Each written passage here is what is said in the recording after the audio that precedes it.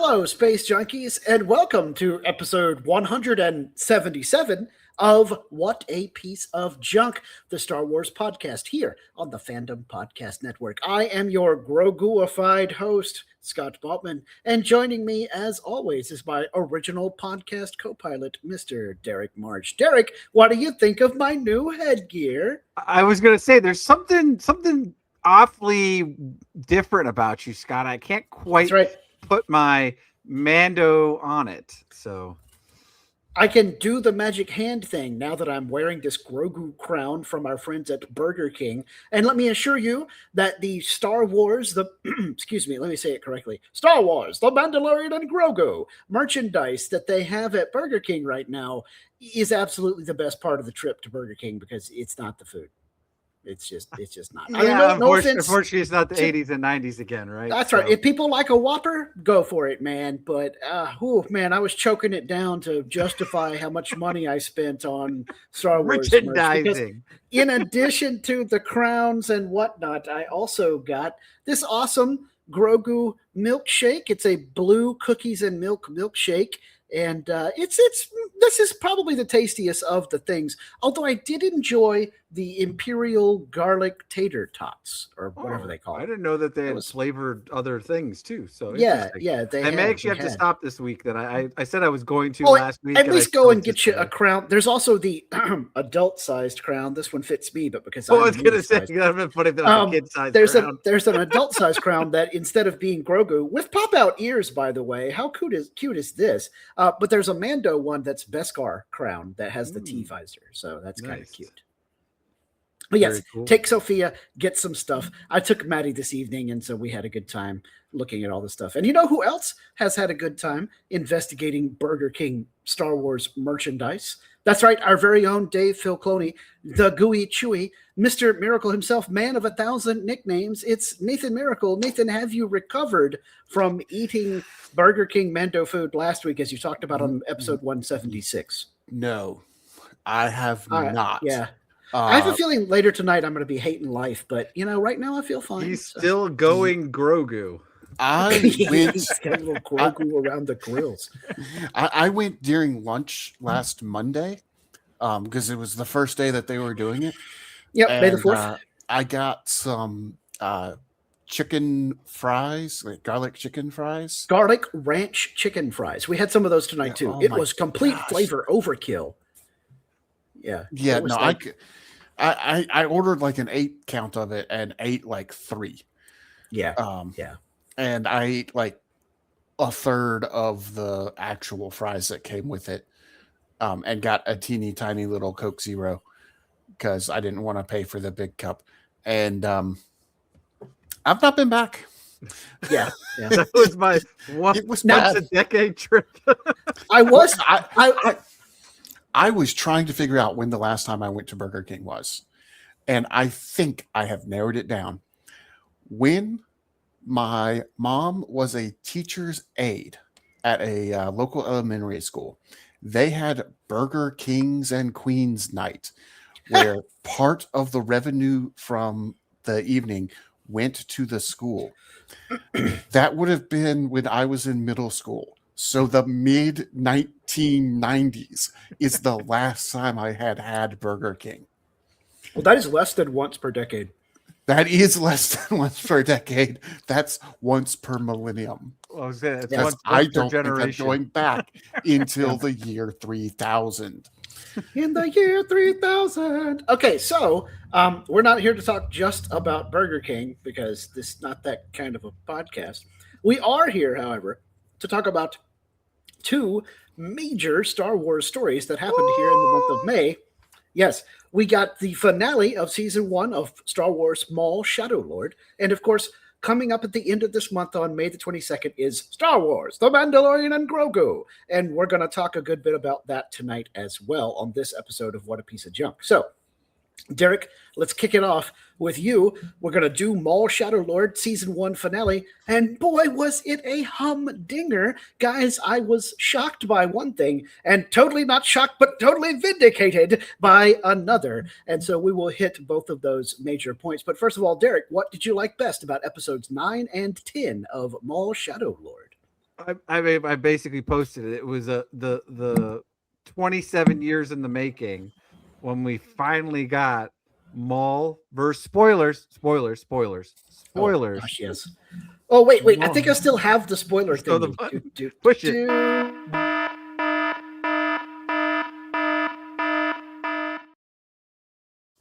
There we go. Now Dun, anybody dun, dun. can't say that they were not properly warned. Yes.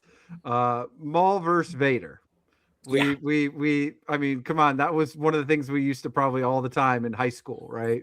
Mm-hmm. So for me it was post college, but yeah, well, you young and you weren't that far off.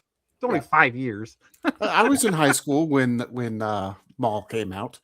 Mm-hmm. This was listen, the week that I've said this on the podcast many times, and so my current wife and my ex-wife don't mind. The week that Star Wars Episode 1, The Phantom Menace came out, I graduated college, got married, went on my honeymoon, and went to go see that movie in a 7-day period. It was absurd, but yeah.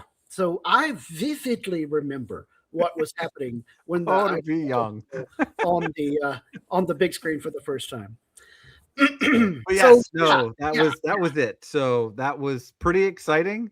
I didn't honestly think we were gonna get that. I was anticipating that they kind of alluded a little bit, right, with Merrick in regards to who he communicated to. Then when we got Crow, right, a couple episodes later, so we assumed that's who he was calling. And it's like, or was Crow already on the way? And that was, Merrick reporting to Vader. We never actually got full clarification of that. I kind of think that Crow came to the planet with Merrick and both of them were reporting to Vader. Or maybe it's one of those things where Crow literally never talks. And so Merrick was having to do all the reporting. Yeah, I don't think that we've ever heard Crow say anything. Right. I don't remember if he says anything in the Tales of the Jedi. I don't think he does. But I feel like he does talk in the Ahsoka book, though that would have been not necessarily Crow was listed, right? It was a Inquisitor. What she what they wrote in the book. So if I recall correctly. So, but yeah, I mean, just so again, that was kind of like when I thought it was honestly when they first did it, I thought the Grand Inquisitor was going to make a cameo. Me too. Yeah. And I thought, okay, that's going to be cool, right? That would make it probably a little bit more dramatic because let's be honest. I mean, don't get me wrong. Maul's no longer in his prime. He's been sliced in half. He got trained at some point by Sidious, but let's be honest, he was not trained to the level of Jedi Knights and everything else, right? No. And really through war too, right? Maul's had his piece in some things, but obviously he didn't have, the Clone Wars, and obviously trained by the guy who bested Maul multiple times, Kenobi, and and at the end of the day, it was kind of like, man, those some of the best fight scenes for in a while, and it was just crazy. We were talking quite a bit on on the Chit Chat channel about like how Vader was literally just one-handing almost the entire time. And just like we got in, I love that Empire Strikes Back with Luke, and he's not going to take you seriously until he has to. And at a couple of points he does, right? I mean, he does switch to two hands, but most of the time it was just, and obviously, pour one out for Master Daki. We knew that was coming, and it finally did. And yeah, it was just overall a lot of fun. I don't want to say it was anything like a number 2 that we talk about, like what I least like about it, but it was just very interesting on how things ended up happening, because it was like almost like Vader didn't take him serious, right? Enough where it's like he actually let him escape, and it's like, oh no, what's Sidious going to say on this one, right? So but we'll save those reactions more for questions 5. With what we'll see. So, but at this point, we got, like I said, the long awaited, Maul versus Vader, and it was epic. And that was definitely the best part. Again, unexpected, but also pour one out for Rootcast. We knew her little. Yes, we got a little bit of, we previously. hardly knew ye. Yeah. and then I was really hoping, we were going to get a bit more character development with her, as I, was complaining about that early on in the first couple episodes when we were getting more some of the other stuff that felt like it was wasted potential for some character development.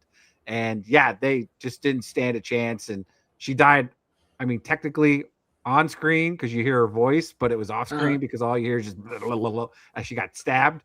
And at that point, when that happened, when she tripped and then they, force pulled her back, you knew at that point the red saber was coming. Yeah. Oh, But yeah. we didn't actually see her die, so she I mean, come back. anybody can say, right? survive a lightsaber wound. No, So I have seen some people online saying what you just said, Nathan, about Rook could still be alive, and then those same people, I have seen some discussion of Lawson could still be alive. He charges into the fog, and we see a bunch of blaster bolts, but we never saw the body. I'm like, guys, no, come on, Lawson is dead. That's kind of the whole point of that scene. It's a kid's show still. Yeah, where Devin and Riley are like sitting in the shuttle with Dryden Voss and being all, oh my gosh, our father figures and father have died. Anyway. So just a heads up, I double checked. Crow does speak in Tales of the Jedi.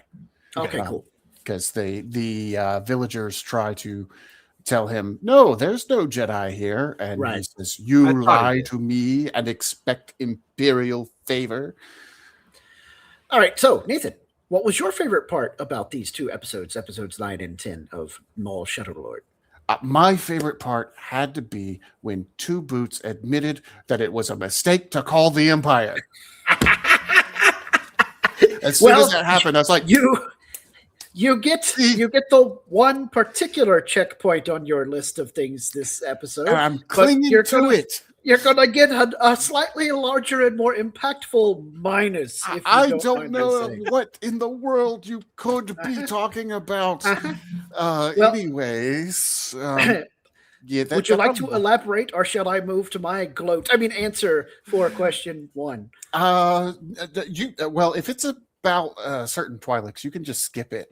I could skip it, but I'm not gonna. Excellent. So I was vindicated. It was the wrong decision to bring in the Empire, and even that was one robot's opinion. It was the same robot who did it. All right. So consensus: bad idea. Never call the Empire. They will take over. Yeah, yes. And take over they did. So yeah, my favorites, I will give a half of a point of favorites to what Derek was discussing with Vader showing up. Of course, I lost my mind when I heard the breathing apparatus and the lightsaber in the fog. I was like, oh my gosh, Darth Vader, that's awesome.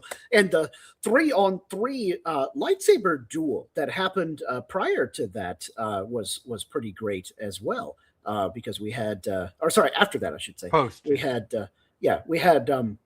the Inquisitors and Vader versus Devin, Master Daki, and Maul, which was a pretty amazing fight. And it's an interesting way to see Filoni bring in his usual discussion about how there's the light side and the dark side and then the Bendu, because Maul is kind of Bendu-esque at the moment. He's still pretty close to the dark side, but not, in my opinion, completely and totally pushing the needle all the way to bad guy on the spectrum of the scale right now. Obviously, he has in the past.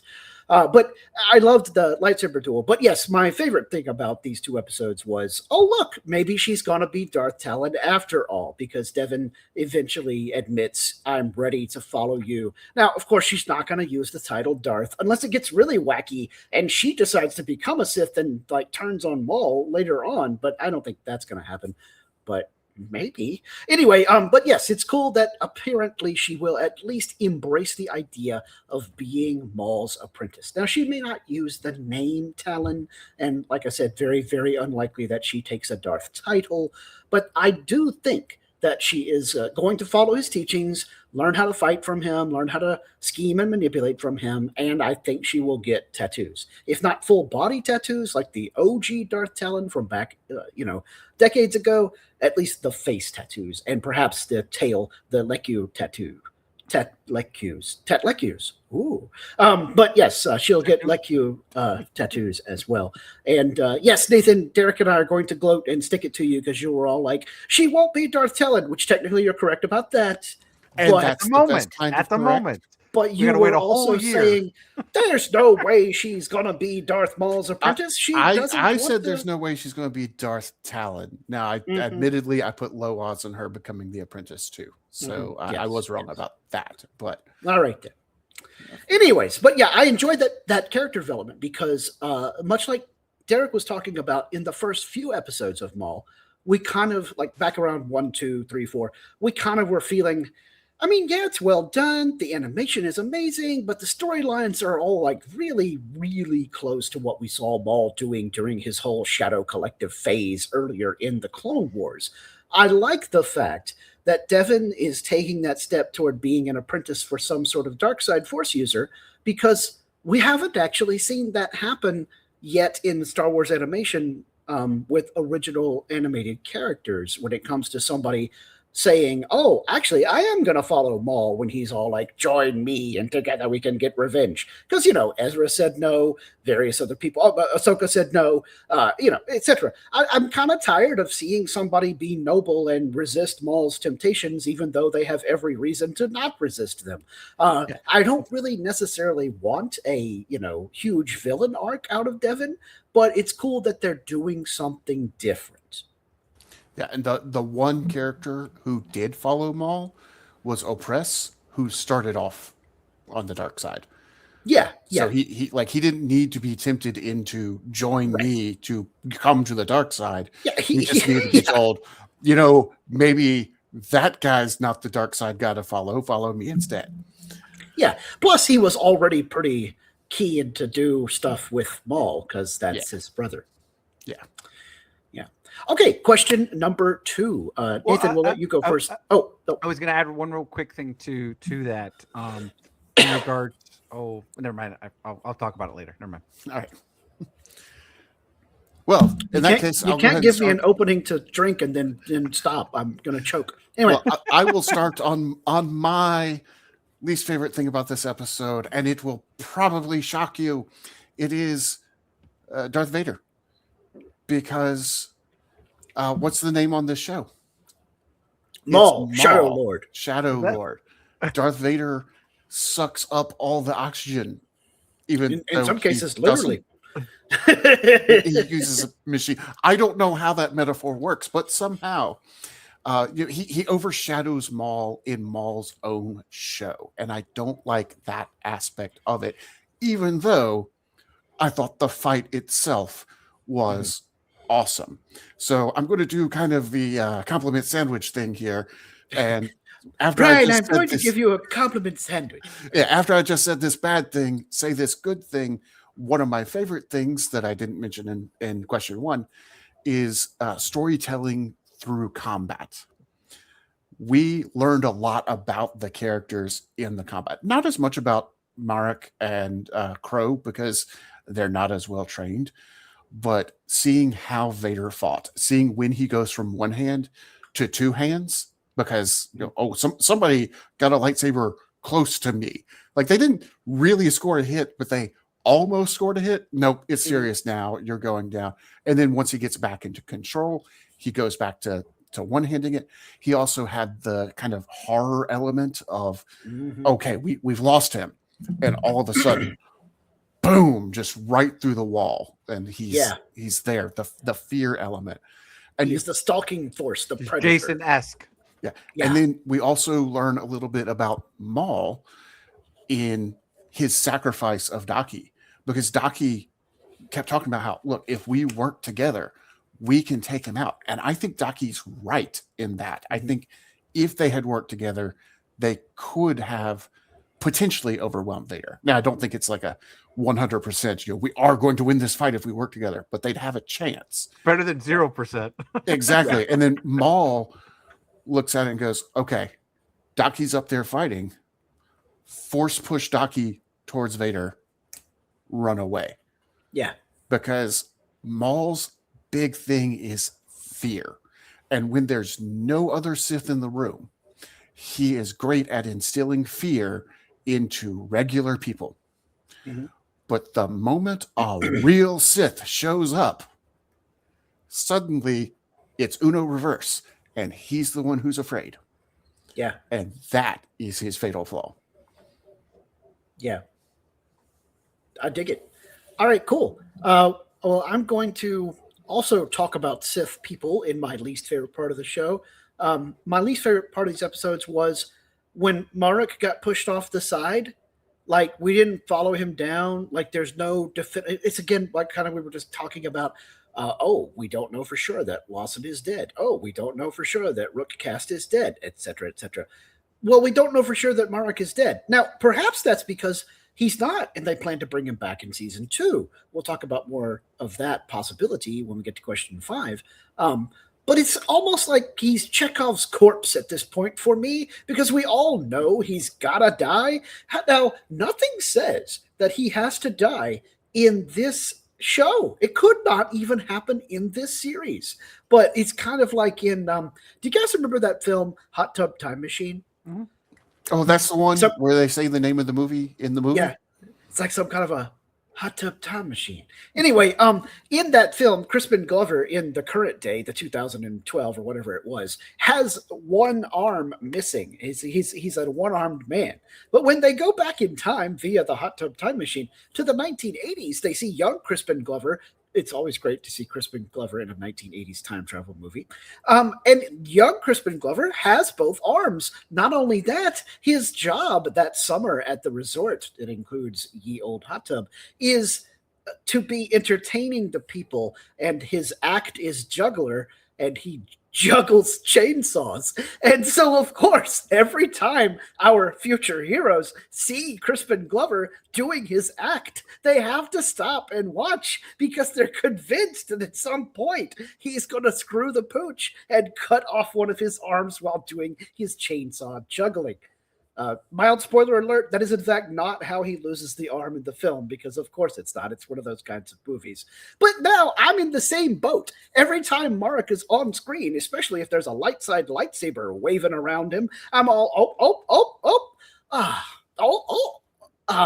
and then he just gets pushed off the thing, and now I have no idea if he's dead or alive, and it bugs me. That was my least favorite part of these 2 episodes. Derek, what was your least favorite? All I was going to say, Scott, again, I still think he's already dead. You think this is current Marek is zombie Marek? Well, I mean, it's so possible. here's the thing. Yeah. So I thought about it some more. I'm like, okay, so maybe he's a zombie right now, which still gives the ability to talk like we have in Thrawn, or with his zombie Captain Enoch characters, right? And at some point though, he just eventually decays so much that he just loses like that. He's almost like the Thousand Suns, right? He's just dust inside of a husk, right? Dust inside the suit. Yep. Yeah, and that's all it is. Like, so his spirit's there, and then once you kill him or demolish the suit, he just goes away. So at this point, he can still talk because he's still got the body parts to do it. But over 30 years, it eventually decays, right? So, and I was gonna make a joke, Nathan, when you were saying like, you didn't appreciate Maul or Vader showing up. I'm like, so he pulled a Din Djarin. Yes. Like a Book of Boba. Like, it just takes the whole thing away, right? It's the same idea. Like, I loved those 2 episodes of the Book of Boba Fett. They're probably my favorite 2 episodes. They are. But they aren't the Book of Boba Fett. So I don't know why they have that title. Yeah. And it's almost to the point where, like I said, that this is where the ending to me, how we got there, is what upsets me the most about this. Because I feel like, again, I don't think Vader should have, or would have, to be honest, taken Maul as lightly as it appears to be, right? I think he really just would have, done everything he can to best him. And then to your point, Scott, like Marek falls off, and then like Crow jumps off the ledge, and then like, what happens with Crow? Like, first of all, why'd you jump off the ledge? Crows can fly. But then that's it. It's like I would have expected him to, like, crawl underneath, like, pull a Willow move where he's crawling under the bridge and then pops up or something, right? I don't know. Like a troll, but it just was some of the things. It's like, this is a lot of plot armor just to get to the story.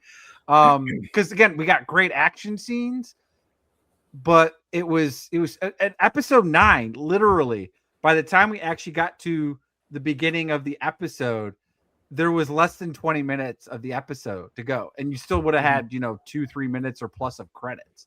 So like the whole episode wasn't even 20 minutes on episode 9. So it's like, okay, like you couldn't put something else in between, right? I'm just like, oh, come on. This goes back to this could have been a movie.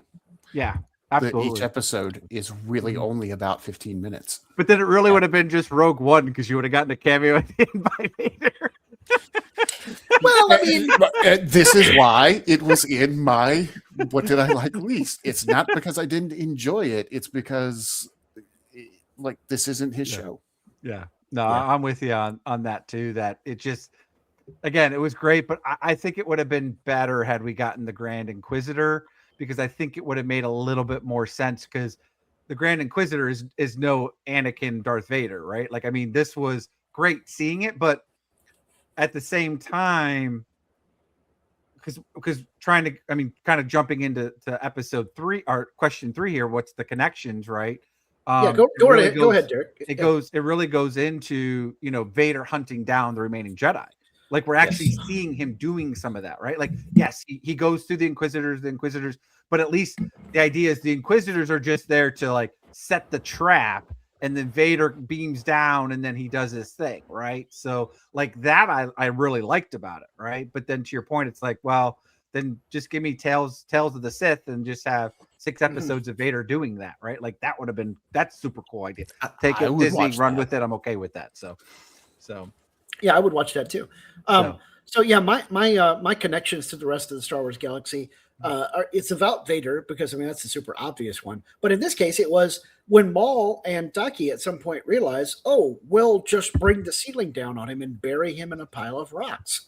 And apparently, this is the way that you get away from Darth Vader, because Obi-Wan did the same thing when he was fighting him in the Kenobi series. Except here, when he was fighting Maul and Daki, or at least when he was fighting Maul, Vader like manipulated the pile of rocks to the point where he started chucking bunches of rocks at them as well. So I'm not sure if this is supposed to be post his encounter with Obi-Wan, where he's all, fighting him in the pile of rocks and stuff. But I think that Vader like has one up on Maul when it comes to the rock pile in this episode, because like I said, he turns them against him. But it was cool because I always think about Rey's line where she's all, sometimes it is about lifting rocks, because Vader, or Luke was trying to tell her it's not always just about lifting rocks, but then sometimes it is. It's lifting rocks. The fact that it's not always just about lifting rocks means that sometimes it is. I mean, even Yoda was instructing Luke early on how to do it, right? Mm-hmm. It's true. That's like how to lift rocks. Yeah. So 3% of the Force is always rocks, which means we need an episode of Star Wars, or a movie of Star Wars that stars Dwayne Johnson, because that would be amazing. He's 3% Force already because he's the Rock. You could I'm okay with an animated show. Yes, right. And he could sing out like, you're welcome or something, Oh my gosh, dude! If we had a Star Wars musical with Dwayne Johnson as a Jedi that sings, sign me up. I'll go see it 7 times. I don't care. I'd probably go see that. But I would rather have the Tales of the Sith that Derek mentioned, where it's just 6 episodes of, hey, there's a Jedi over here. Vader comes in and kills them. This is the Disney Plus era. I predict we'll get both of these things. We'll have a Star Wars movie and Tales of the Sith. I mean, Tales of the Cantina. Tales of the Sith is almost a guarantee at this point. I mean, it feels so obvious. Anyways, it really Nathan, does. What did you draw as connections for question 3? Well, so this is actually the second time that Anakin and Maul have met. Sort of. Last time they met, Anakin was a little kid and Maul almost ran over him with a speeder bike. Well, it was twice he ran into him, though. In the Naboo, too. Don't forget when he had to go hide in the pilot ship. Well, I'm not counting that one because he didn't, they didn't come anywhere in contact with each other. Fair enough. We do have the scene where Maul actually tries to kill Anakin, and Qui-Gon Jinn yells, "Annie, duck!" and Anakin drop, and he drops down to the ground, and that's the only reason that Maul didn't just straight up kill Anakin. What a shame! Maul could have saved the galaxy if he had just been like, you know what, we're going to finish off the kid first. See, All that's the problem. Hey, man. All is as the Force wills. Okay, Hey, this wasn't supposed maybe to that's why he has an obsession with kids after that. Ooh. Oh, maybe. It's He that realized was his mistake. That was the problem. Yeah, except he has no idea who Vader is. Like, clearly. Like, Yeah, I was a at little first. surprised by this. I thought that Maul knew, or like when they got close to each other, he would have a realization. Well, he did But- have a realization fairly quickly. He doesn't know that. He doesn't know. Right. Well, yeah, because you have to remember, Clone season 7, right? He knows Anakin's going to fall, right? But I don't think he knows that Anakin He doesn't know that becomes this is Anakin. Yeah, that's Anakin. Right, He that's knows what I meant. Anakin. I thought So- he might like suddenly realize, oh my Yeah, gosh, this is Because he's Anakin like, you're no Skywalker." Inquisitor, right? Like he Yeah, tells him that. yeah. Because when he first sees him, he's like, "Oh, black outfit, weird mask, must be an Inquisitor," and pretty quickly was like, "No, like you are a Dark Lord of the Sith." And I think at that Yeah. point, he probably does have some idea that this is Anakin. Either that, or he thinks Anakin died, and this is the replacement to Anakin. Yeah, because Sidious Which- goes through apprentices, like Which, He does. if you ask Darth Vader, yes, it Anakin did happen, died, and yes. this is the replacement of Anakin. Right? Exactly. Mhm. Yeah. But as far as where in the timeline this show is, it's very fuzzy. But Yeah. I'm pretty sure it's before Obi-Wan, Okay. because Leia is somewhere in the like 7 to 9 range there, which puts that at something like 7 or 8 years after. well, puts it 7 to 9 years after the rise of the Empire, which then would be somewhere around 10 to 12 before the Battle of Yavin. Whereas this seems to take place before Solo, which happens in 13 before the Battle of Yavin. So this would have to take place before the Obi-Wan series. So to your point about the rocks, I think that just means that Obi-Wan is more powerful in the Force than Maul is. Mhm. And Well, yes. Obi-Wan The can do monster the thing. Yeah, Obi-Wan can do the thing, and Maul can't do it as well. Well, Yeah.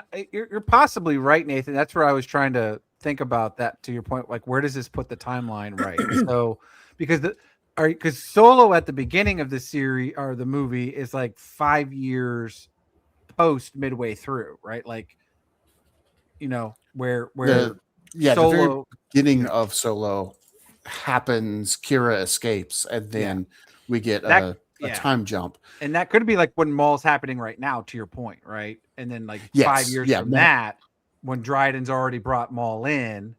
Then Right. that's when Kira, goes. Yeah, so this could shortly be after the start of Maul, but it's before the bulk of Maul. Solo. Or, excuse me, Solo. Yeah. But the bulk of Solo happens, I believe, in 13 before Battle of Yavin, which is before the Kenobi series. Yeah. Cool. Yes. And if this happened before that, then it's definitely before Kenobi. Yeah. Kenobi. So. All Anyways. right, cool. I Okay. got one more fun little One more bit, and I don't connection? know whether actually connection. It's actually outside of Star Wars. Oh. So supposedly we feel at this point, because we never really get a confirmation about Lieutenant Blake and Rena, right? Right. 'Cause they do that, right? But how did Lieutenant Blake die? Well, we think he died when the starship engine exploded. Yes. Yeah. And what other Lieutenant Blake dies when his plane crashes? Okay. Yes, I see where you're going with this. Lieutenant Blake. But I have to correct you here. As the resident MASH expert, that Henry Blake was a colonel, full bird colonel. Lieutenant Colonel not a Blake, lieutenant. whatever it was, right? So He was Colonel Henry Blake. Did die in MASH at the end of season 3, off screen. His plane was shot down over the Sea of Japan in one of the most heart-wrenching scenes in all of MASH. as he was I going apologize. home, I'm taking a slight detour here.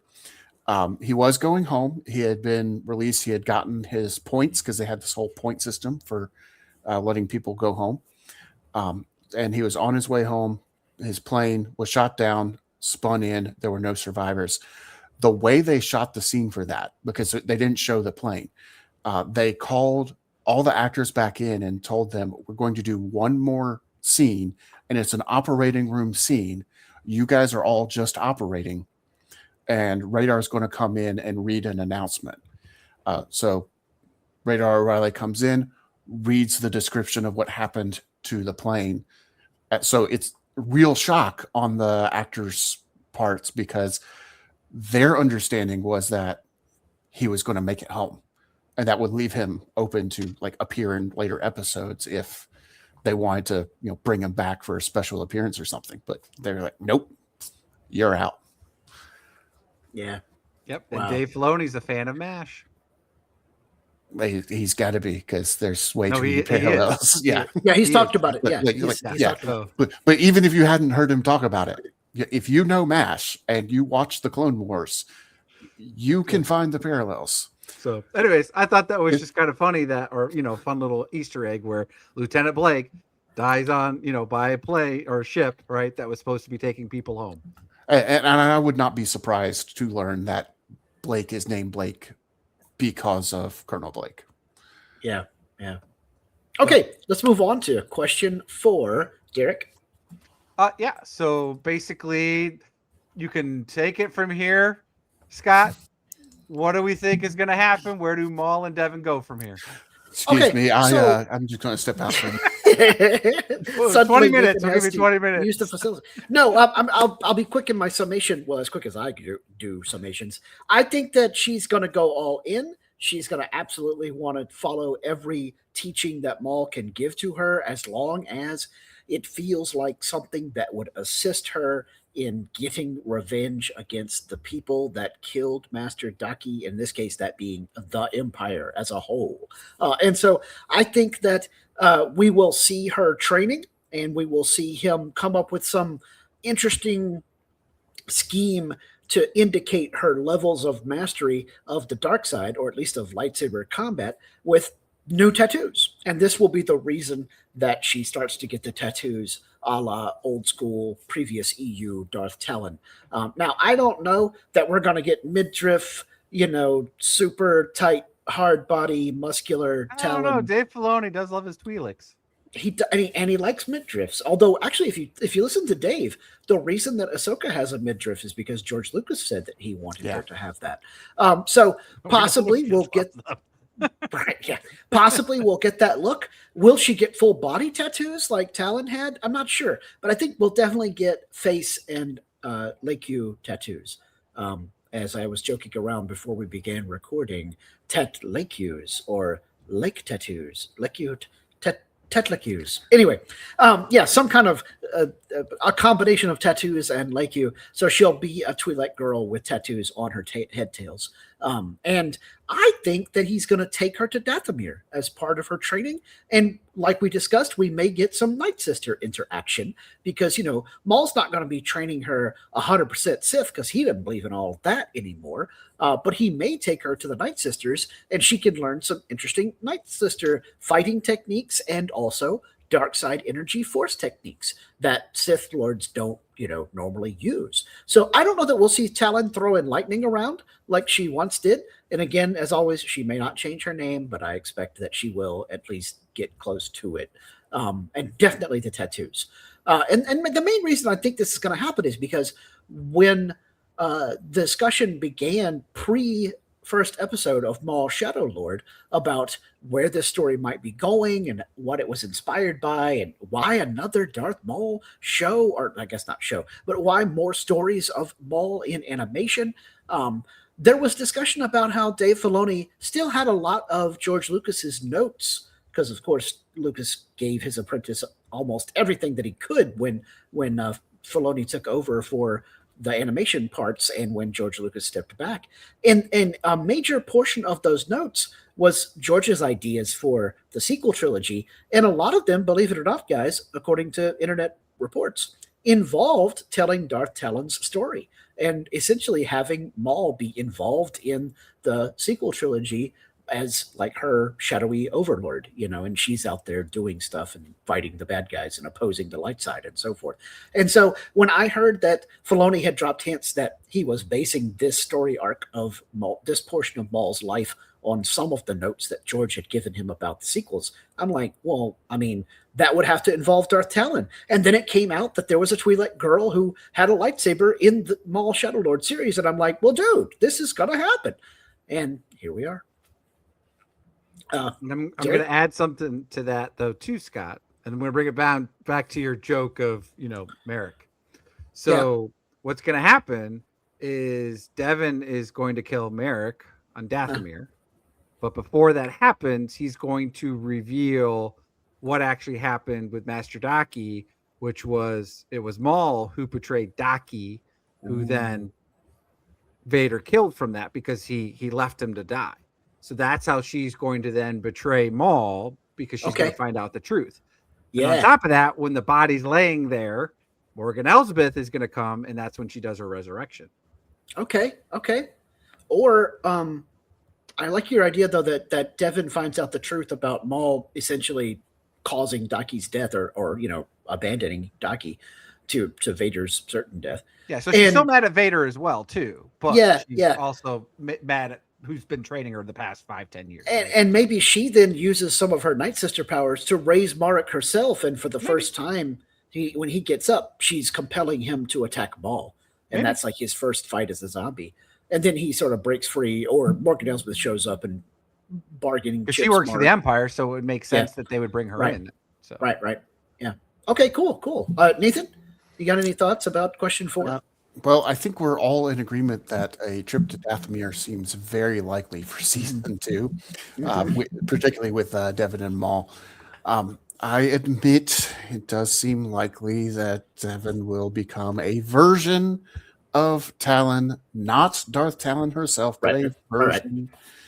She may actually take up the name, because in the Clone Wars, Sidious does mention that Maul is becoming a rival instead of an apprentice. And if he's going to be a rival for the power of the Sith, well, he needs an apprentice. He's kind of doing his own Boken Sith, kind of like how we have the Boken Jedi who aren't trained by the Order. He's starting his own little order, and he keeps trying to get an apprentice. And just like the real Sith, he keeps losing them. Somehow. It's amazing. The survival rate for apprentices very low on the dark side, at least. So I think he maybe actually takes up the title of Darth again and says, hey, I am the true Sith. You guys are pretenders to the throne. I should be the Sith Lord. It's like the Sith pureblood in Star Wars The Old Republic, when they tell the rest of the Sith Empire that they're just pretenders. Yeah, it could be.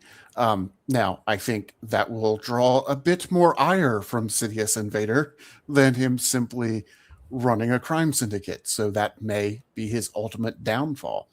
But I think at this point, I don't think Devin ever betrays him. Okay. I think she's going to stick with him the whole time, even if she finds out that he betrayed Daki. I think once she finds that out, she'll be so far gone that she'll say, okay, you did that to survive, because everything we're doing now is about making sure we survive, because if we don't survive, nothing else matters.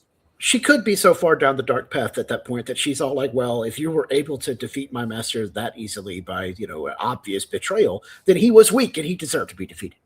Yeah, that's it. But I also think Devin's going to be the one that cripples Maul. That's why Maul has the cripple when he gets to Rebels. Yeah. When he gets to Rebels, he's basically got the cane and his, he's hobbling. So maybe she uses the lightning. I think she may have another encounter with Vader by the end of the series, not necessarily by the end of the second season, because they will probably try to get more seasons. But by the end of the series, I think she's going to meet her fate at the hands of Darth Vader. I could totally see that. Yeah. They could if they want a continuity, but I also think that my philosophy is she's going to betray Maul, take over the syndicate, and then at some point she's going to make her appearance in live action for Heir to the Empire. Also Maybe. a plausible theory. Maybe. I think she's going to show up live action first in Ahsoka season 2. Well, correct. That's fine too, right? But I'm just saying at some point she's got to be, because they got to throw, they got to do the Spider-Man 3 syndrome where they have like 20 villains for us to worry about in the movie, right? Yeah. Instead of just worried about Thrawn, because Thrawn's awesome enough, right? Yeah. So, because to be honest, they could make a bunch of movies if they wanted to. Now to keep it real, original Thrawn in the original 1990s Heir to the Empire, there was also Master Sabath and Mara Jade bopping around. So it wasn't like a shortage of villains in his first story either. So and part of the danger of Thrawn in that series was his ability to get powerful enemies to take on the Republic at that time. Because when you think about villains, some of them have a lot of personal power and some of them have a lot of control power. And Thrawn is definitely in that second category. He's not the type of guy who's going to go up against a Jedi and take them down in a lightsaber fight. Right. Don't get me wrong. He's not bad at martial arts and whatnot, but he's no Jedi. Right. But part of his power comes from, I understand strategies and tactics, and I can get inside the mind of my enemy and make sure they lose because of some elaborate scheme and plan. Yeah. And part of that plan is I got this crazy Jedi guy to fight for me. Yeah. Yes. I've studied your artwork and read all of your Earth comic books. And so now I know how your society works. And so I have brought a variety of villains to distract you and wear you down so that by the time you come to my throne room, I'll grab you, hold you over my head, and break your back across my knee. Because I studied one very specific Earth comic book for my artwork thing that I do as Grand Admiral Thrawn. Yes, but he's really good. I found out that your one weakness is bullets. How did I know? But I do think Devin as Darth Talon, or maybe again, what's going to happen is she's going to have an encounter with Mother Talzin, who teaches her how to do Force lightning. And she's going to take on the Darth without Maul, and that's when she's going to betray him. And then that will allow us to have the connectivity with maybe Morgan Elsbeth behind the scenes is then working with Devin / Darth Talon, and that's how they're able to keep her a secret then. And then maybe that's how they res Merrick, so that like, oh, Merrick didn't die, he killed Devin. And Maul goes off, right? Yeah. And so it's a whole thing. And then that's how, and later on, because I think as we know through the comics, or not the comics, I'm sorry. I mean, but the new novels, Thrawn only has an allegiance to the Empire to protect the Chiss. Yes. Right. He doesn't have anything to the Emperor himself. Yeah, his major goal is the Chiss ascendancy. Yeah. So it would make sense that Thrawn would put in places things to be able to handle the Emperor had he come, and to have a Sith or Darth Talon in your back pocket, to have the Night Sisters in your back pocket to be able to handle all that would make that where he, it all makes sense where he's built this whole thing behind the scenes without anybody knowing it. Yeah, he treats Palpatine almost like Sabath. Like he wants Palpatine for his own purposes, and he's fine to let Palpatine do what he wants, because he did the same thing with Sabath. He's like, yeah, sure, you can be the Emperor. I don't really care. I'm the true power here, right? But you can claim that you have whatever power you want. It would not surprise me if Talon shows up to be the Sabath replacement in the new. No, that's Samuel L. Jackson is Mace Windu clone. I'm banking on that. It'd be so cool if that actually happens. Just give us one fan service, Dave Filoni. That's all I ask. He even has a U in his last name. Yeah. He doubled up. Mace Windu. Yeah. Like just give us the one, right? So that's the one big cameo that we can get. And not to say to your point, Mandu and Grogu, when we get that, we'll get the original cast, right? Deep fakes, whatever, right? That's fine. Yeah. But if there is one actor who would be up for doing it, it's Samuel L. Jackson. Like he is on the record as saying, Absolutely. no, He wants to Mace come back needs to come Star back. Wars Yeah. any way, shape, or form he can. Give- And it would give make me sense that my he's purple older too. lightsaber. You know what I'm saying? He would be older looking and everything because he would just be the clone, right? So Yeah. anyways. And it'd be cool if that happens. It'd be so cool for old man Sam Jackson to come out in robes in whatever scene they're going to do to have some dramatic reveal. And all the kids in the audience will be all like, why is Nick Fury here? And then he turns on the purple lightsaber, and all of us old heads like lose our minds. You know, See, I was And going to then they're all say, like, "Oh my gosh, it's the guy from." Or would it be a thing." red lightsaber? Oh, it still had to be purple. yeah. Okay, I figured, but I mean, maybe he ju- has both lightsabers. Yes. Like Just a Darth like he's Revan. the one good guy who doesn't have a blue or green, he can be the one bad guy who has purple instead of red. But what would be awesome as a nod to him being Nick Fury is if the clone is missing an eye. Yes. Or at least Yes. like a scar, right? A scar. Yeah, a scar with a little patch there. Yep. And of course, we got to have robot hands because didn't Mace lose both hands, right? No, No, he lost the one. He just lost the one. Just the one. Okay. Yeah. Because Anakin cut the one off, but after that, That's right. it was just force Or lightning shove. and out the Yeah. window. But again, Yeah. this is the clone though, so this So the they clone saved the witness. body because the body, Well- the blood samples because the body was pretty much dead, but they recovered it to clone it. Yeah. But Samuel L. Jackson's point has always been, yeah, he fell, but like Luke fell in Bespin and he was fine. Emperor fell down a The Emperor fiery fell, he didn't- shaft. Yeah, Nuclear- but the Emperor came back as a clone. Luke Correct. just survived. So Yeah. Samuel L. And Maul- Jackson's point is, hey, he Maul could fell just down survive that. Maul fell down a shaft as well. And- Two and pieces survived. it fell and survived. Anyways, okay, let's go to question 5, and then we can do a little bit of Kinda Mando answered it Grogu. already. Yeah. Yeah. But anyways, anything else, guys, that we want to think about? Yeah, so we'd what like else to do we see in wanna- season 2? Now, Now, season then 2. this is season Not 2 non only. Maul and Talon. Non Maul. Not Maul Right. and Talon, and not long-term And- plans. Just next and- season. Please note that the question here is not what are you predicting. The question is what do you want to see in season 2? Derek, what do you want to happen? Like if Filoni called you up, or rather, if Filoni inhabited this clone and it started asking you, "Hey, what should we do in season 2 for Maul Shadowlord?" What would you say, Derek? So, I mean, all I want to say is that obviously, while the Dathomir stuff we were just talking about is happening, we still get more with Crimson Dawn on the other side. Like the relationship that Maul has with Crimson Dawn, the things that we've been asking for, right? That we're going to get, some cameos of Kira, right? I really wish they would have gotten, who does Dryden Voss, who's the actual actor? Bennett? Paul Bettany. Paul Bettany. Yeah, Bettany. Thank you. They actually would have gotten him to voice the character, which would have been so Yeah. much nicer than. But anyways, But to quote Deadpool, do you have any idea what he was doing to the budget? yeah. So, well, trust me, Filoni can. Not like they don't have him on, for everything else with Vision. So, Yeah. But anyways, I think that side of the business, I want more. I don't think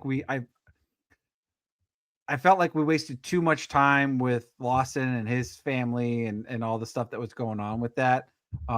It just minor sub characters. To your guys' point, I think whatever his name is, Lawson's son, will go off to be in the rebellion or whatever. His name's Riley. Yeah. Well, Riley in the rebellion, but I really would like to see a lot more with the Crimson Dawn, and then hopefully.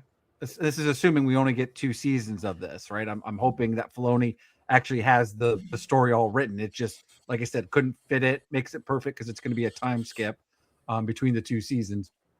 But season 2 is what we got like with Bad Batch season 2. Like it was super strong because then season 3 was, even though we knew it was the finale, was just, I don't know, just it fell off at that point from a storytelling. So again, just make the next 10 episodes crisp clean, get it all there. And tie the Crimson Dawn stuff. And then, like I said, then if we get another spinoff with, instead of Maul, we get Talon or, Night Sisters or whatever we want to call it to get our spinoff, then that's fine. But that's what I'd like to see in season 2 is it comes to a conclusion and crisp storytelling. And like I said, with the Crimson Dawn.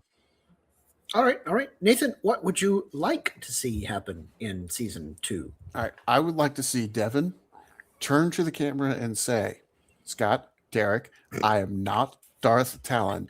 I'm not getting these tattoos. In fact, I've Ridiculous. gone back to the light side. I don't That's know right. why you ever thought I'd stay on the darks.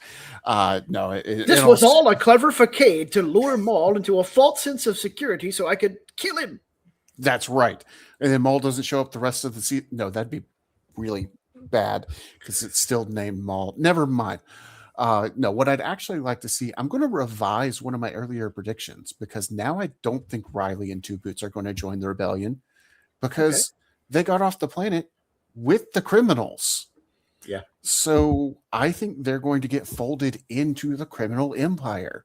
And after all, they did say, well, we've got to be used to being outlaws now. And I think Two Boots is going to take that seriously. Well, Lawson told me we're outlaws now. So crime it is. That's how they find out he's in Dathomir then, is that Riley snitches to his mother. Or he just calls his mom. Well, that's what, he snitches to his mom. He snitches. Yeah. Yeah, but what I mean is he calls her to be all like, Mom, I'm okay, but Dad is dead. Like, he's no intention of telling her where they are, but she works for the Empire. They Maybe. trace the And call. never call the Empire. Maybe she actually works under Morgan Elsbeth's department. Yeah. Yeah. So yeah, that's one thing I'd like to see is Riley and Two Boots as members of the criminal organization and more of the little guy. He's funny. I thought he was going to die the whole time. Yeah. Oh, Mario, I thought he was toast. Yeah. They got those predictions all wrong. The one time he jumped onto the ship and fell off, and then that ship immediately got blown up. That's when I realized, oh yeah, no, never mind. He's not going to die at all. He's got all of his He's points got in all luck, the right? armor. He's got all the luck. Yeah, he's going to show up like years from now. Right. He's in everything. He hangs out at Maz Kanata's castle in The Force Awakens. He's like off in the background. We just probably. just him. Yeah. It wouldn't be that surprising if he is somewhere and they like literally went and looked through and went, that guy. We're taking that guy. Yeah, this is the dude. And all right, retconning him. Yeah, good suggestions. I hope some of those things happen. The thing I want to see in season 2 is more bounty hunters. Like I want to see Dryden Voss interacting with the Bounty Hunter Guild. Shoot, maybe even a cameo of Mando because he could be around doing his. He'd be too young at that point. Would he be? He'd be a kid. Because he was an orphan during the Clone Wars because super battle droids killed his parents. So he'd be like maybe he'd be a teenager at this point. Yeah, I mean, I feel like he could. Maybe have the Death Watch show up as Bounty Hunter Death Watch is not, the big official Mandalorian society part, and then one of them is like an obvious kid that's like bopping around, kind of like how in the upcoming film, Grogu is following along as Mando goes out on his bounty hunts. Have young Mando following around to wherever it is that's raising him, doing bounty hunts. But more importantly than young Mando or the Death Watch, I want to see Jodocast show up and he is all, who got my sister killed? Like, I think that'd be a cool closing of the loop for those of us who noticed that Rookcast was of Clan Cast. And then we can also do away with the, admittedly interesting but kind of a weak idea of back from the old EU that Jodocast was not a Mandalorian and was impersonating Boba Fett to make money off of Boba Fett's reputation. I mean, it was an interesting idea, but I always found it kind of, annoying that was what happened with Jodocast. And so having him be his own guy in this new expanded universe with this Maul Shadowlord series, but connected to Rookcast, would be a cool bridge between season 1 and season 2, and it could continue showing how important Mandalorians as a society are to Maul's life, because Gar Saxon and all those dudes, I mean, there was a whole group of Mandalorians that made their helmets recast to look like Maul's horned head. I mean, I want there to be more Mandalorians involved in Maul's life, and now that Rookcast is dead, and I believe all the other Mandalorians that were running with him are dead too, he needs to have more Mandos show up in season 2. That's what I want. All I was Go ahead. going to say to yours, Scott, though, is that it wouldn't be a young Din Djarin. It'd be a young Paz Vizsla. Okay. Because Yeah. Vizsla works with that, because of Death Watch and everything. Yeah. Playing Okay. Vizsla. Okay. So it'd be a I young could take that. Vizsla that would be the cameo. And then to the point of like you were just saying with Jodo Cast, and we talked about it before, right? Cobb Vanth basically kind of fulfilled that, cameo That fake role, Joe- or that taking fake of Boba. Boba Fett's armor and taking his reputation with it. And then we already had that. So to do it again, I agree. I think at that point that would be like fans would be like, especially nonchalant would be like, well, didn't we already get something like this? Right. So Right, I 'cause agree they with you, won't like know original, like Jodo Cast, but more original story versus what they had. They won't know the 30-year-old EU history of the Cypher first time EU. we had Jodo Cast, right? Right. I would like, So I want Jodo Cast to be his own man, but also be an actual Mandalorian too. To piggyback off of something you said with the bounty hunters, I would like to see Tobias Beckett and Aura Singh, because in Solo we find out that that Tobias Beckett, allowed Aura Singh to fall to her death. You're pretty sure it was the fall that killed her. Yeah. It's like whatever. It still got Aura Singh off of Lando's back. So that would be Also, if we have Aura Singh show up again, it's another nice nod to filling in the stories of characters that were introduced in the Phantom Menace, but like got short shrift because Maul and Aura Singh. Yeah, and we see her in the Clone Wars, but I don't think we ever get any finality. I think she gets arrested. I think at one of the end of the episodes. I think that was it. And point of fact, we know that Tobias Beckett met Aura Singh and had this encounter. It would just be showing us something that we know happened. But it would be interesting to see the lead up to that. And if we're getting a big criminal syndicate war, then it would make sense that dude who works for Crimson Dawn is squabbling with lady who is hired by whomever. Well, and it would also make sense the connection between Tobias Beckett and Dryden Voss then too. We could get that connection because then it would tie into how he knows him later when they go to do the Crimson Dawn and meet Dryden Voss, right? Why he's doing jobs for him. Yeah. Okay, well, we're going to take a short break and then come back and talk a little bit about Star Wars, The Mandalorian and Grogu, and what we predict to happen in the film, and then, of course, what we wish will happen in the film. All right, so at the end of this month, guys, we're going to have a Star Wars movie in the month of May for the first time in I don't know how many years. When was the last time we had a Star Wars movie in May? Was it 05? Pre-COVID. I mean, was Solo. Solo was in May, right? Yeah. Yeah, because we had just gotten Rogue One in December.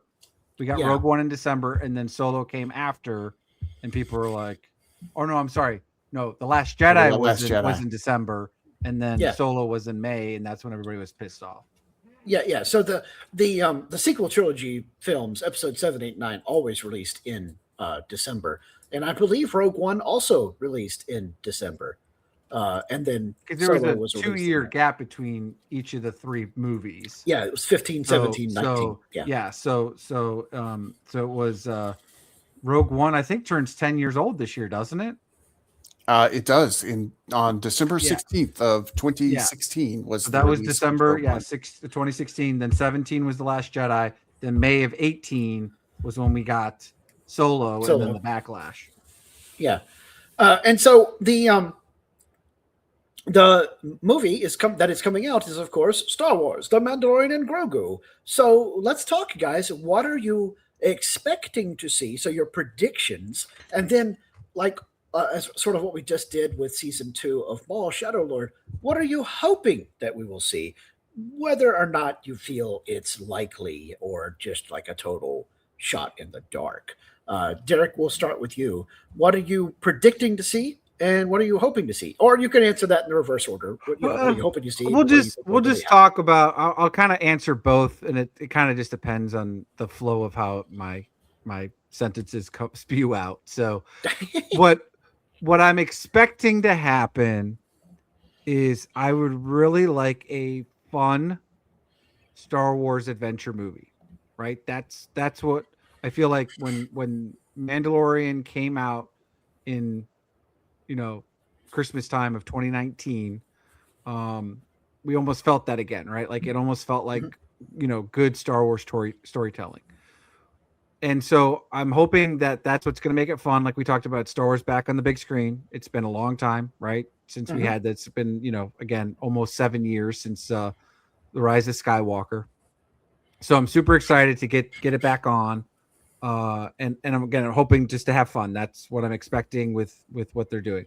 What I anticipate's going to happen, which is what's I'm fearful a little bit, is this is a new venture for Star Wars, unlike the um uh whatchamacallit, the Marvel universe that we've gotten Mhm. from Disney, right? Where it's been super established. There's a lot of things, but this is the first time, and they've had a couple of this within the Marvel universe where you have characters and their stories in happening in the Disney Plus series era, and then they're going to the big screen, and they haven't been well received at this point. It feels like, again, they're trying to do a lot in those movies to then, because a lot of people don't watch the series, but again, I think a lot of people really fell in love with Grogu, right, and Baby Yeah. Yoda and the phase that it has. Yeah. So maybe they haven't stuck with all 3 seasons, right? I'm hopefully most of them have, but I don't want to have something. I'm okay. Let's just be honest. I'm okay if the end up being almost kind of its one-off movie where it's just Yeah. basically an adventure story and we get our characters right and that's it. What I'm fearful of is they're going to try and connect everything, set up all this long-term storytelling for Heir to the Empire and Ahsoka 2 connections that essentially the stories are going to be very muddled. It would make sense that it was season 4, but again, the executives keep pissing me off and screwing with Filoni and Favreau and what they're trying to do with Star Wars. And they're basically going to force us to take a 8 to 10 episode season 4 and consolidate it down to a little over 2 hour movie. And it's just going to be a jumbled mess. And that's what I'm actually going in anticipating. And I'm hoping to be proven wrong, but that's what I'm thinking it's going to happen. And so there we go. Okay. Well, I like that you're all. I'm setting my expectations in the basement so that if it makes it to the first floor, I'll be pleasantly surprised and have a I good want to time. be excited again. And I am. I'm excited, but I want it to be good. Doesn't need to be Yeah, Empire I'm Strikes excited Back too. level or Rogue One. Just give me a fun movie that's better than Rise of Skywalker fun. Yeah, yeah. It's not going to be hard to be better than Rise of Skywalker. Now, there are some things about Rise that I enjoyed, but as far as a total complete film, it was not well made. And I know some people who feel that same way about Rogue One. They're like, as far as a total complete film on its own, it's not that good. And I think part of that is because we all know Rogue One got changed significantly between the time that it was almost finished and the time that it actually made it to theaters.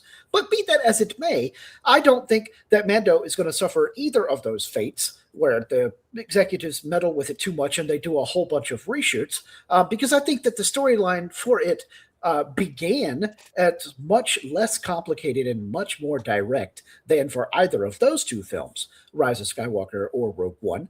And so I think that it's going to be a pretty almost standard by the numbers, if you will, adventure heist film, or adventure chase film, I should say. And the thing that they're going to be chasing is a particular imperial officer bad guy that is in the deck of cards that Sigourney Weaver gives to Din Djarin to track down the bad guys.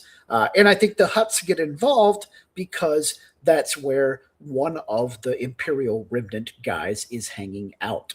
I don't think that there's going to be a whole bunch of tie-ins to Ahsoka season 2 and the eventual Heir to the Empire production.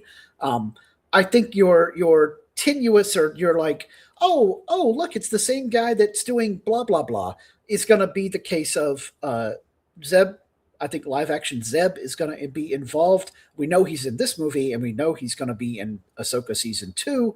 And I think he'll also end up being in the Heir to the Empire production. And so, therefore, I think he's going to be a bridge, but just, kind of like with some Marvel characters. Oh, he was in this movie and he was in this TV show. And that's it. There's like no real super important that you have memorized everything that Zeb said in episode 4 of The Mandalorian and then compare it to what he's going to end up saying as he finishes his monologue from that 3 years later, real time, blah, blah, blah, So there's that. Now, as far as what I wish to happen, what I want to happen, I said it a little bit about it last episode of the podcast. I want an on-screen renewal or I guess I should say reconnecting of our main heroes from the original trilogy, the sort of de-aged Mark Hamill-esque Luke that we saw in The Mandalorian in season 2, the sort of de-aged Princess Leia that we saw in Rogue One, and honestly, I'd love to see an Alden Ehrenreich as Han Solo, but in some form or a fashion, all 3 of them are in the same scene as like a mother of all cameos for Star Wars fans during a big fight against a large chunk of Imperial remnant. Shoot, maybe we'll even get something close to the Battle of Jakku, which would be an awesome little tiny bridge, but it's not really that important that you know this planet, between Mando and the sequel trilogy. That would be a lot of fun. Because we know the Battle of Jakku is an important fight, although I think canonically the years don't line up for what part of Mando's career They this can would be. retcon But it, like they've already done. be that as it may, they could stuff, change so that. fine. Yeah. So that's what I'd like to see is the big 3 showing up. Maybe even just the Falcon flies by and we cut to the cockpit and all 3 of them are in the cockpit on their way to do something. But a big fight involving the New Republic military with divisions led by the big 3 as Din and Grogu are helping do something. That would also be cool. Some way or another, though, I want there to be that nod. And I could definitely see Filoni and or Favreau with that overall idea of, hey, we finally get to play with all the toys in the toy box, because they used to love to make that metaphor about having the Mandalorian be their own version of Boba Fett because their big brother wouldn't let them actually play with Boba Fett. Well, now that Filoni is the big brother in charge of Lucasfilm as far as the storylines go, I think it'd be hilarious that he'd be all, oh, what would be really cool is if we get Return of the Jedi Luke Skywalker, Return of the Jedi Princess Leia, and Han Solo to show up in the Millennium Falcon. Now that my brother's in college, I can go in his room and play with all of his old Star Wars toys. Boom, this is happening, people. And yeah, it wouldn't surprise me at all, and I'd be over the moon. The forest moon of Endor, that is. Nathan, what are you expecting, and what are you wish listing? All right. Well, what I'm wish listing is that this is a movie about Mando being a bounty hunter, taking on bounties, going and doing his own thing, and not really involving himself with the Republic beyond they are the ones who, give me the bounties, not really involving himself with the Empire beyond that's the person that I have the bounty out for. Sure. And that's it. Not worried about the larger politics, even though we can see some of that and get an idea of what's going on. Focus more on doing the actual bounty hunting. Now, what I expect is not that, because we've seen a lot of shots of here's a bunch of X-Wings. We see Zev. Now, I do think Zev is only going to be in a small portion of the movie. I think that in part because he's pretty expensive to make. Do you have any idea what he was doing to the budget? Exactly. I don't think we're ever going to get a movie where Zev is a main character for the whole movie without it being an animated movie, because he's a really hard character to do in live action. I think we're going to get a significant portion of the movie where Grogu and Mando are split up, because we see several scenes where Grogu is with the Anzellans, the Babu Frick people, which love them. They're awesome. But we also see several scenes where Mando doesn't seem to have Grogu with him. Right. So I think they're going to kind of split off. kind of like what happens in the middle movie of all 3 trilogies. We're going to have parallel storylines. Anakin is on one place while Obi-Wan's on another. Luke is on Dagobah while Han, Leia, and Chewie are on the Falcon. We have the Resistance running away from the First Order while Rey is on the Shirtless planet with Kylo. Luke. Well, but before she even gets to shirtless Kylo, because that is a parallel to Return of the Jedi. That they been swallow. They brought Palpatine's whole arc forward one movie in the final trilogy. That's it. They didn't change the arc at all. Like, it is almost shot for shot the same story. They just moved it forward one movie. Which is why I don't get why people were so surprised when he died. Like, it's literally the same thing. But that's not happening in Mando. That's later. No. What is going to happen in Mando is Grogu's going to have his own adventure. Mando's going to have his own adventure, but they will meet back up, and those adventures will dovetail in such a way that whatever Grogu did is going to allow Mando to succeed at what he's doing. Cool. Yeah, I dig it. And I think you're right about them being separated, and then the Anzellans help Grogu get back together with him, because I've seen a preview scene where Mando is in a speeder racing away from somebody. Grogu is not in the speeder. Zeb is riding shotgun, and somebody else, I think maybe a person they had to rescue, is in the back of the speeder. But the Imperials, their remnant, are pursuing them. And Din keeps radioing up to the Razor Crest to get Grogu to provide fire support. Press this button. But Grogu doesn't know how to work the guns, and so he just keeps shooting everything. Well, I thought Grogu was in the speeder for that portion, though. I thought he was in the Razor Crest, and he was trying to provide fire support as Din. Well, he definitely goes off on the Anzellan ship, which is a small ship that you could have this past Monday bought a Lego version of.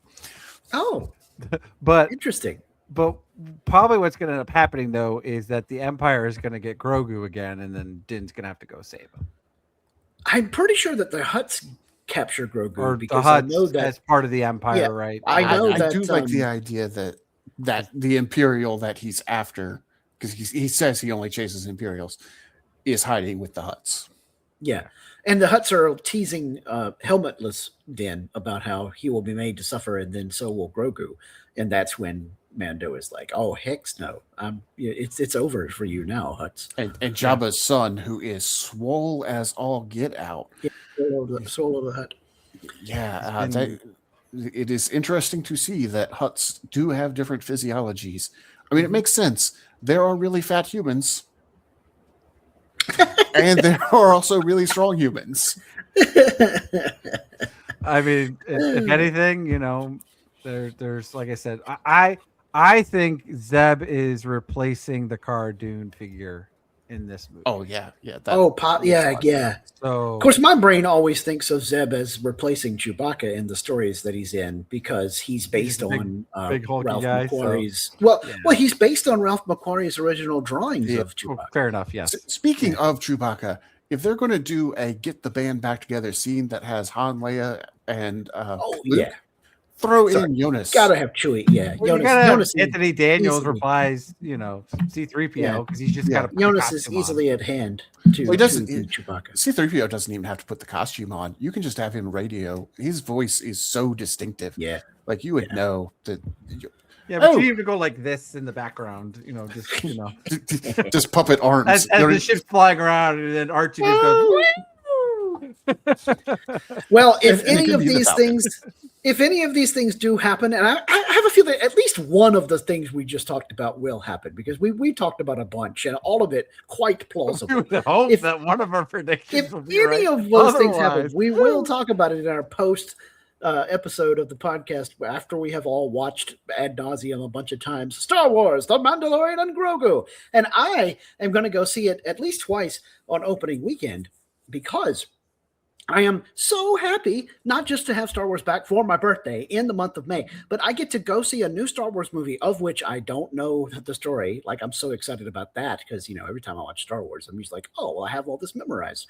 And I'm going to get to go see it with my Padawan. And you guys, I got a great deal on some lightsabers this week because one of our local game stores got a huge package of them in.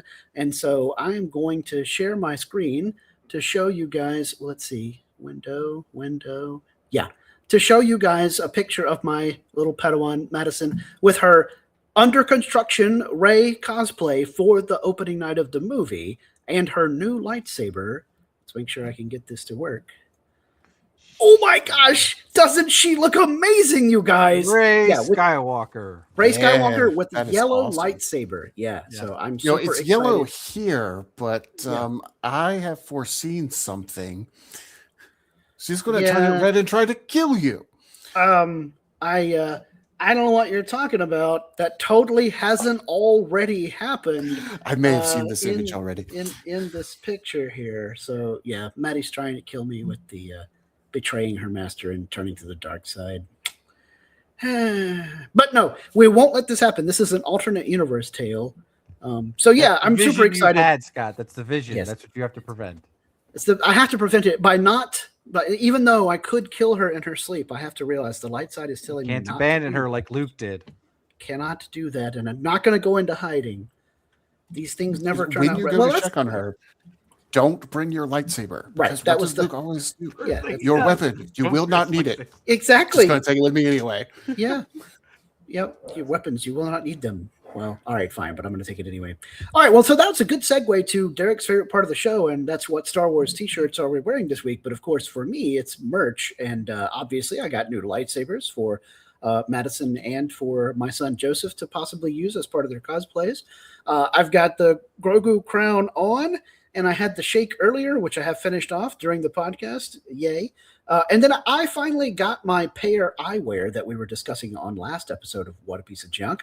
And so my initial frames, I don't know if I can get this thing to focus in properly, but you can get the gist of it. They are, in fact, Star Wars coffee mugs on this frame. So you can see there's Vader there with the little mug handle. The C-3PO. There's 3PO, there's Grogu, there's Chewbacca as a coffee mug, and then there's Master Yoda, and so on and so forth. So the people at Payer Eyewear have done a great job of intersecting two of my favorite things, Star Wars and coffee. And so how could I resist this frame, this topper? So again, not a sponsor, but you could be. Payer, call me or email me. You can email us between shows at whatapieceofjunkpod@gmail.com. That's enough.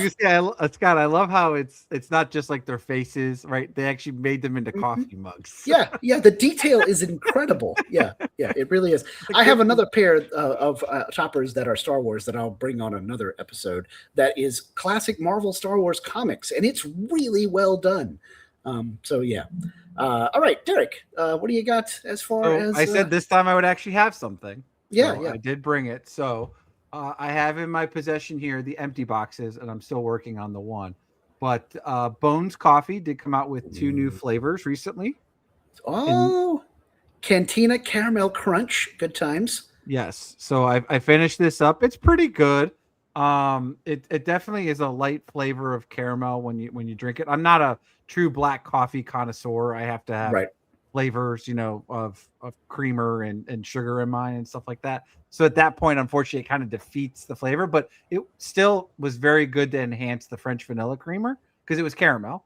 And then the other one I got is the Blondie Beskar Brownie flavored coffee. And that's what I'm working on right now. And you got the little 8 AT-ATs in the back. Oh, cool. Yes. So the iconic, carry him and fly away type deal. Mm-hmm. So, but this one's really good. I like this one. I'm working on it right now. That one, surprisingly, because it's the Blondie Brownie. So it's got a nice chocolate flavor to it. And I really enjoy it. So I would recommend you can get them ground, or you could do like me with K-cups because I drink about just a cup of coffee a day, and that's it. Not worth doing the whole pot. But no, they're good. Yeah. So I'd recommend that. Cool, expensive, but they're good. Yeah, well, it's licensed coffee that you order on the internet. Well, I mean, it's a mom and pop place, right? Versus the bigger yeah, places that produce everywhere. Because yeah. Now, Nathan, you had said that you didn't really have anything for this episode of the podcast, Well, and you were going to cede your time to me. But I feel that you have changed your mind. Well, not really. I was just going to say I am wearing all black, and I was going to make a joke about how it's because of Darth Vader showing up and it's in honor of him. But I think I've changed my mind on that. It's really because I'm in mourning, because what I wanted to bring was my receipts for Star Wars Celebration, because tickets went on sale this week. Yeah. And I didn't get in line super early. And when I got in line, it told me, "You're in line. The Jedi Master VIP tickets have sold out, but we will let you know when it's your turn. Then you have 15 minutes to buy tickets."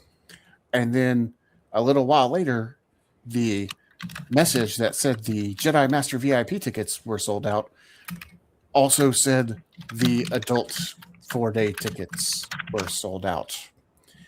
And I said, look, I am not going to try to buy 4 one-day tickets. I did that for Chicago. Yeah. It's more expensive, and you don't get anything extra for it. So I just got out of line and said, well, Yeah. I just saved a couple $1,000 because Yeah. it would have been between the tickets, getting there, hotel, and let's be honest, I was going to do the thing where I showed up a day or two early or left a day or two late and visit elsewhere in California, because I've not been to that part of California. Right. And even the Jedi Master VIP package that was sold out almost immediately was priced at like $1,210. Ridiculous amount. Yeah. I'm like, oh my gosh. I mean, I'll tell I know you one you're thing. getting a lot of stuff for it, but not that much. I'll tell you one thing I will always regret is when I first started doing conventions back around the turn of the century, so like 03, 04, I did not avail myself of I think it was $375 Dragon Con Eternal membership at that time. And now, looking back on it, for $375, 300 and something dollars, that's a Dragon Con one trip, one weekend. Yeah, Eternal membership would have paid for itself like 20 times over at this point. Well, I mean, if you get the earliest tickets, that is probably 3 to 4 years worth of tickets in the modern era. But yeah, but it has been slightly more than 3 to 4 years since then. Yeah, totally. Yep. Well, anyways, no matter what happens at Star Wars Celebration in 2027, we'll talk about it here on the podcast, I'm sure. But until next episode. Well, we won't meet until after Mando and Grogu. So that is right. We will not be recording again until after the film comes out. So next time you listen to our dulcet tones emanating from the Drunken Gungan, you'll know what we thought and how successful was Star Wars, The Mandalorian and Grogu. And that'll be the last episode where I say it like that, I'm sure. Not if it's awesome. You'll keep saying if it's awesome, I'll talk about it forever because, I'll be going to see it at least 3 times. I may go see it more than that if it's really, really good. But until then, we always encourage you to respect each other, and please always respect each other's fandom. So, I guess there's nothing else left to do except to tell Nathan to punch it.